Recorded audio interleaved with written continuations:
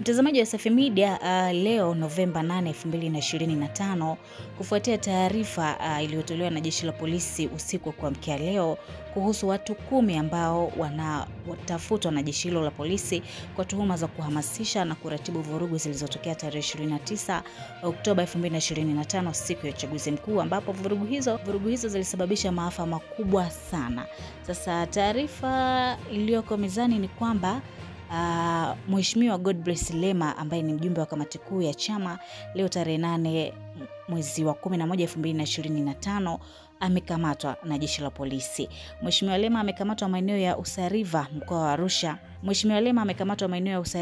wa Arusha. Akiwa na dereva wake, na ameingizwa kwenye gari aina ya Alphard na kuelekea uelekeo wa Moshi, na mtoa taarifa akasema tunaendelea kufuatilia na tutatoa taarifa zaidi. Taarifa hii imetolewa na Ndonde Totinani ambaye ni katibu kanda ya Kaskazini. Mimi naitwa Nezia Morris na hii ni Wasafi Media.